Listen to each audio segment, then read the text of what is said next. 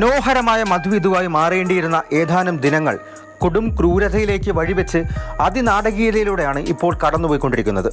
ഞെട്ടിക്കുന്ന ട്വിസ്റ്റുകൾ ഉൾക്കൊള്ളാൻ കൊല്ലപ്പെട്ട രാജാ രഘുവൻഷിയുടെ കുടുംബത്തിന് പോലും ഇതുവരെ കഴിഞ്ഞിട്ടില്ല.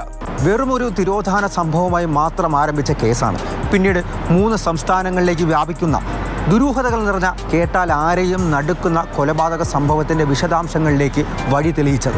16 ദിവസങ്ങൾ നീണ്ടുനിന്ന അന്വേഷണത്തിനൊടുവിൽ മേഘാലയ പോലീസ് കൊലപാതക കാരണത്തെ സംബന്ധിച്ച് ഏതാണ്ടൊരു ഊഹത്തിലേക്കും നിഗമനത്തിലേക്കും എത്തിച്ചേർന്നിരിക്കുന്നു.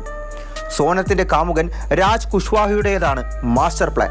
ആദ്യഘട്ടം വിജയിച്ചത് രാജാ രഘുവൻഷി സോനത്തിന്റെ നിർബന്ധത്തിന് വഴങ്ങിയപ്പോഴാണ്. ശ്രീലങ്കയിൽ ഹണിമൂൺ ആഘോഷിക്കാൻ പദ്ധതി ഇട്ടിരുന്നെങ്കിലും സോനത്തിന്റെ താല്പര്യപ്രകാരം ഷില്ലോങ്ങിലേക്ക് മാറ്റി. മെയ് 11-നായിരുന്നു ഇരുവരുടെയും വിവാഹം. 20-ന് മധുവിധു ആഘോഷിക്കാൻ ഷില്ലോങ്ങിലേക്ക് പോയി. മെയ് 23-ാം തീയതി റൂം വെക്കേറ്റ് ചെയ്ത ശേഷമാണ് ഇരുവരെയും അവസാനമായി കാണുന്നത്.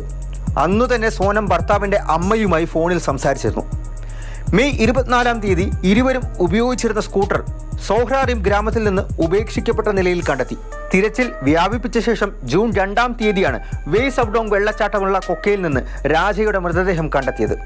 ജൂൺ 3-ാം തീയതി പ്രദേശത്ത് നിന്ന് തന്നെ രാജയുടെ ഫോണും കൊലപാതകത്തിന് ഉപയോഗിച്ച ഒരു വാക്കത്തിയും കണ്ടെത്തി. കെട്ടിച്ചമച്ച കേസാണെന്നും സത്യാവസ്ഥ മനസ്സിലാക്കാൻ CBI അന്വേഷണം വേണമെന്നും സോനത്തിന്റെ അച്ഛൻ ദേവി സിംഗ് പറയുന്നു. തന്റെ ഭർത്താവ് കൊല്ലപ്പെട്ടത് ഒരു മോഷണ ശ്രമത്തിന് ഇടയാണ് എന്നും സോനം വാദിക്കുന്നുണ്ട്.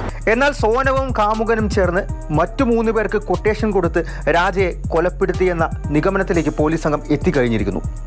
മധ്യപ്രദേശ്, മേഘാലയ സംസ്ഥാനങ്ങളിൽ നിന്നാണ് വാടക കൊലയാളികളെ പിടികൂടിയത്.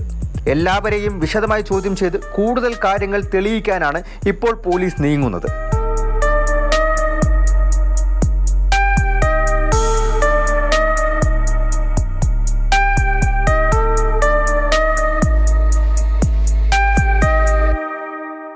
മാതൃഭൂമി ന്യൂസ്, ഡൽഹി.